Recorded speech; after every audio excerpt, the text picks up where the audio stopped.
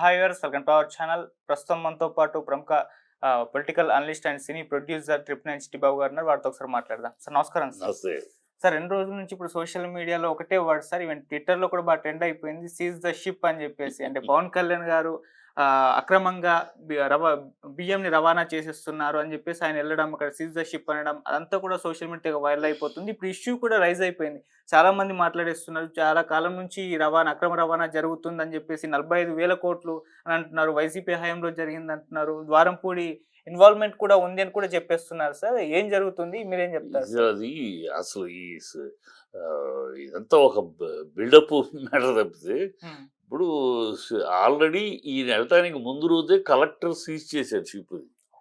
ఈయన వెళ్ళి దించింది లేదు, ఆయన సీజ్ చేస్తే ఈయన సీజ్ చేస్తే సీజ్ షిప్ అని ఇది ఎవరికో పుట్టిన బిడ్డ నా బిడ్డ అన్నట్టు ఆల్రెడీ కలెక్టర్ సీజ్ చేశాడు. అది ఈయన వెళ్ళి సీజ్ షిప్ ఈయన సీజ్ చేసినట్టు యాక్షన్ తీసుకున్నట్టు. అసలు అది కేఎల్ అతనికి పోర్టు లీజుకి ఇచ్చింది ఎవరి పీరియడ్లో? చంద్రబాబు పీరియడ్లో ఇచ్చారు. మళ్ళీ 14లో చంద్రబాబు వచ్చి మళ్ళీ చంద్రబాబు ఆ లీజు ఎక్స్టెన్షన్ చేశారు అతనికి, కే రావు అతనికి లీజు ఇచ్చేసుకుని. సో వీళ్ళే ఈ ప్రభుత్వంలోనే లీజుకి వచ్చింది. సరే, ఇప్పుడు దాంట్లో జరుగుతున్నాయి అన్ని పోర్టుల్లోనూ అక్కడక్కడ ఇలాంటివి జరుగుతూ ఉంటాయి. ఎలుకలను పట్టుకోవాలి కానీ ఇల్లు తగలబెట్టకూడదు కదా. పోర్టు మొత్తాన్ని అసలు బదనాం చేసేసి పోర్టు డ్రగ్స్ కోసం ఉందని అదని అసలు అక్కడ అన్ని షిఫ్ట్ వెళ్ళిపోతున్నారు. ఆ పోర్టు వదిలి కృష్ణపట్నానికి వెళ్తున్నారు, గుజరాత్కి వెళ్ళిపోతున్నారు. కానీ ఇది ఏం ప్రభుత్వం ఏం చేస్తున్నారు? పోర్టును మూసేస్తారా? ఇప్పుడు ఇంట్లో ఎలుకలు పడ్డాయంటే ఎలుకలు పట్టుకోవాలి. అది ప్రభుత్వం మీ దగ్గర ఉంది, కేంద్రంలో మీరున్నారు, చేసుకుని పోర్టు అథారిటీ పిలిపించుకుని అది ఎక్కడ జరుగుతుంది పట్టుకోవాలి. అది ఏదో మీరు రాజకీయంగా ఒక వ్యక్తి కోసమనో ఒక దీనికోసం చేస్తారో తప్పితే పోర్టు నాశనం చేస్తే 10,000 మంది ఉద్యోగులు బతుకుతున్నారు పోర్టు మీద. కాకినాడలో టెర్రరిస్టులు వస్తారు. ఇంతవరకు కాకినాడ చరిత్రలో ఎప్పుడు లేదే. అది కాకినాడ అనేది అసలు పెన్షన్ వాళ్ళకి స్వర్గధామం. అంటే దేశంలో రాష్ట్రంలో ఎక్కడ పెన్షన్ ఉద్యోగాలు అయిపోయినా ఆ పెన్షన్కు వచ్చి హ్యాపీగా కాకినాడ దగ్గరికి వచ్చి బతుకుతారు. ప్రశాంతమైనది జమ్మన్ కాకినాడ పోర్టు ఆ ప్రదేశం అంతా. అందుకనే పెన్షన్స్ హబ్ అంటారు. కాకినాడ పేరే పెన్షన్స్ హబ్. పెన్షన్దారులు అందరూ అక్కడ రిటైర్ అయిపోయినాక అక్కడికి వచ్చి వాళ్ళు కాలం చివరి రోజులు గడుపుకుంటానికి ఆశపడతారు, ఇష్టపడతారు. అలాంటి దాన్ని మొత్తం పోర్టుని బదనాం చేసి మాట్లాడతారండి. జరిగితే ఒకటి పట్టుకోండి, యాక్షన్ తీసుకోండి, దాన్ని కరెక్ట్ చేయండి, మీ చేతిలో అధికారం ఉంది, అక్కడ ఉంది. దానికి ఉన్న స్టేట్మెంట్లు బయటకు వచ్చి స్టేట్మెంట్లు యాక్షన్స్ తీసుకోవాల్సింది పోయి స్టేట్మెంట్లు అస్సలు మొత్తం అదేదో అసలు పోర్టు మొత్తం ఎగుమతులన్నీ కొకైన్లును ఇవే జరుగుతున్నట్టు పోర్టులు మొత్తం బదనాం చేస్తే ఎక్కడ జరుగుతాయి ఎగుమతులు దిగుమతులు ఆగిపోదు.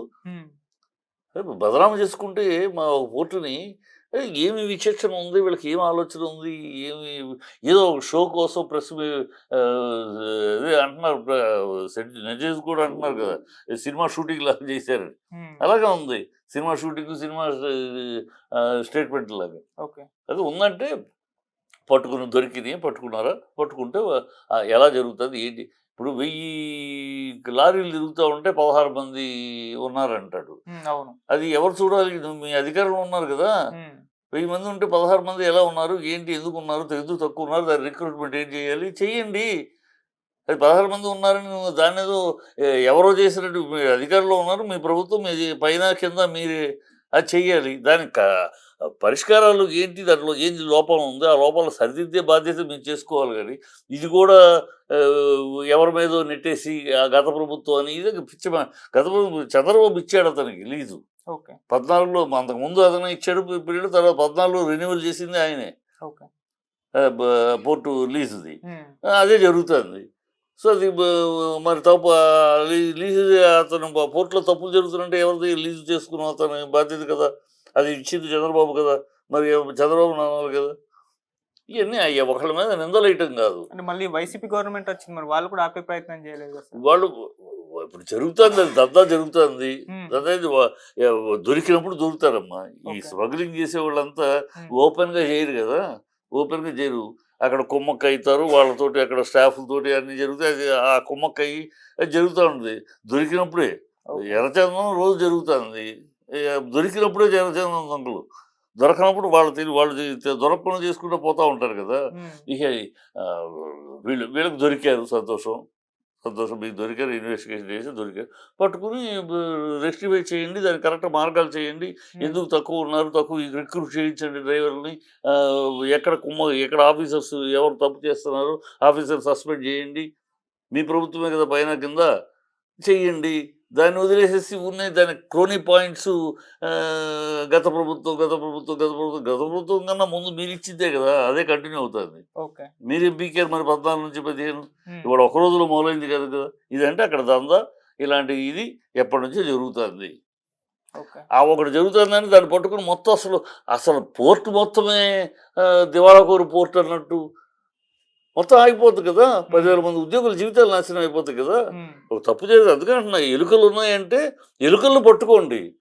ఎలుకలు ఉన్నాయని ఇల్లు తగలబెడతానంటే ఎట్లా, మొత్తం పోర్టుని నాశనం చేస్తామంటే ఎట్లా. పోర్టు మీద కాకినాడ ప్రజలందరూ చాలా బాధపడుతున్నారు కదా. వాళ్ళ కాకినాడ పోర్టు ఎప్పుడు కూడా వీళ్ళు వస్తున్నారు, టెర్రరిస్టులు వస్తారు, ఇవే చెప్తున్నారు నిన్న మా మీటింగ్లో. టెర్రరిస్టులు ఎప్పుడు కాకినాడలో ఎప్పుడు టెర్రరిస్టులు విన్నాము మనం? ఎప్పుడన్నా ఉన్నా? ఎప్పుడు జరిగిందా? ఎందుకు కొత్త కొత్త అపవాదులు తీసుకొస్తారు అంటే మొత్తం ఆగిపోవటానిక? ఎవరికి నష్టం ఆగిపోతుంది. దాన్ని పెంచుకుని శుభ్రంగా ఆదాయం, ప్రభుత్వ ఆదాయం పెంచుకోవడానికి అవకాశం, ఎగుమతులు పెంచడానికి అవకాశం, ఎక్కడ తప్పు జరుగుతుందో తప్పు తీసుకెళ్లాల్సింది పోయి ఇదేమి రాజకీయము, ఇదేమి పద్ధతి? ఉప ముఖ్యమంత్రి నన్ను ఎవరు పట్టించుకో, నీకు ప్రోటోకాల్ లేదయ్యా. అక్కడ ఉప ముఖ్యమంత్రికి మన కాన్స్టిట్యూషన్ ప్రకారం ఒక మంత్రికి ఎలాంటి అధికారాలు లేవు. అతను ఒక మంత్రి లాంటి ప్రత్యేక అధికారాలు ఏమీ లేవు. సీఎం ఉండే అధికారాలు లేవు. అక్కడ అంటే సీఎం వస్తే ప్రోటోకాల్ వస్తుంది, డిఎస్పీ వస్తారు, ఇంకోళ్ళతో ప్రోటోకాల్. అది ఉప ముఖ్యమంత్రికి ప్రోటోకాల్ లేదు. ప్రోటోకాల్ వాడు రాలేదు, వాడు వీడు అంటాడు, తప్పు కదా. నువ్వు ఒక కానిస్టేబుల్ కొడుకువి, ఒక డిఎస్పీని వాడు రాలేదు అంటే వాడు గీడు ఏకవచనంలో మాట్లాడడం ఏమి అసలు విచక్షణ లేదు, ఏమీ లేదు. ఏదో సినిమా స్టైల్ మాటలు తప్పితే కరెక్ట్ కాదు అది. అలాగే సార్, ఇప్పుడు దీన్ని ఇష్యూని పవన్ కళ్యాణ్ గారు రైజ్ చేయడం వల్ల ఇప్పుడు ఆయన ప్రాణహాని ఉంది. ఎందుకంటే ఇది కాస్త ఇంటర్నేషనల్ స్మగ్లింగ్ గ్యాంగ్ కు వల్ల ఈయనకి ఇబ్బంది ఏర్పడే అవకాశం ఉంది ఇష్యూని రైజ్ చేయడం వల్ల. అందుకే సెక్యూరిటీ పెంచాలని చెప్పేసి జనసేన వాళ్ళు కూడా కోరుతున్నారు సార్. మరి నిజంగా ఆ స్థాయిలో ఉందంటారా సార్? శత్రువులు పెరిగిపోయారు, బిల్డప్లు ఇచ్చుకుంటా. ముందు బిల్డప్లు నేను చేసేసాడు, ఈయన తప్పడానికి ప్రయత్నాలు, ఇది ఒక పెద్ద బిల్డప్, ఇది ఒక సింపతి గెయినింగ్. ఇవన్నీ ఎందుకు ఈ పిచ్చి వేషాలు? పని చేయండి, గెలిపించారు, పదవిలో కూర్చున్నారు, పనులు చేయండి, ప్రజలకు ఇచ్చిన హామీలు నెరవేర్చండి, ప్రజలకు ఇచ్చిన హామీలు సూపర్ 6 అన్నారు, అవి చెయ్యండి. ఇప్పటికి 91 అమ్మాయిలు మిస్ అయ్యారు, 32,000 అమ్మాయిలు మిస్ అయ్యారని ఒక అబద్ధం చెప్పావు ఉప ముఖ్యమంత్రి పవన్ కళ్యాణ్. నువ్వు అది అబద్ధం అని పార్లమెంట్ తెలియదు. ఇప్పుడు మీ హయాంలో 91 మంది ఇప్పటికి మిస్ అయ్యారు. వాళ్ళ సంగతి ఏంటో చూడండి. రేపులు జరుగుతున్నాయి, చిన్నపిల్లలు రేపు చేస్తున్నారు. లా అండ్ ఆర్డర్ విషయంలో ఆ విషయాలు, అమ్మాయిల విషయంలో ఆ పనులు చేయండి. ఉన్న ఈ డ్రామాలు ఎందుకు? ఏదో చేస్తున్నామని డ్రామాలు, ఈ బిల్డప్లు, ఈయన చంపడానికి పెద్ద కూటమి ఉంది. గతంలో ఇంటి దగ్గర కారు ఉంటే కారు ఎవడో పార్క్ చేసి వెళ్ళిపోతే నా మీద రెక్కి జరిగిందల్లా. ఎందుకు ఈ డ్రామాలు? ప్రజలకి ఈ డ్రామాలు అన్నీ పనిచేయవు. ఆల్రెడీ ప్రజలకు తెలుసు. డ్రామాలు చంపడానికి వింటానికి కూడా హాస్యాస్పదంగా ఉంది. బిల్డప్లే, దానికి ఒక బిల్డప్ ఇచ్చుకుంటాం. ఈయనకాకి వెళ్ళాడు. గతంలో వెళ్ళలేదా? గతంలో ఎంతమంది మంత్రులు ఇన్స్పెక్షన్కి వెళ్ళా? ఈయన మొదటిసారి వెళ్ళాడు ఈ ప్రపంచంలో. ఎంతమంది చాలా మంది ముఖ్యమంత్రులు వెళ్ళారు, మంత్రులు వెళ్ళారు, గత ప్రభుత్వంలో వెళ్ళారు, అంతకు ముందు వెళ్ళారు. ఆటోమేటిక్గా అది రెస్పాన్సిబిలిటీ ఆఫ్ ఏ మినిస్టర్. శాఖకు సంబంధించిన మినిస్టర్ సడన్ విజిట్ చేయటం, మంచి చెడు తెలుసుకోవటం, చెడు ఉంటే యాక్షన్ తీసుకుంటాం. It is routine. ఈయన ఒక్కడే ఫస్ట్ టైం ఒక దీనికి వెళ్ళినట్టు ఏం బిల్డప్లు?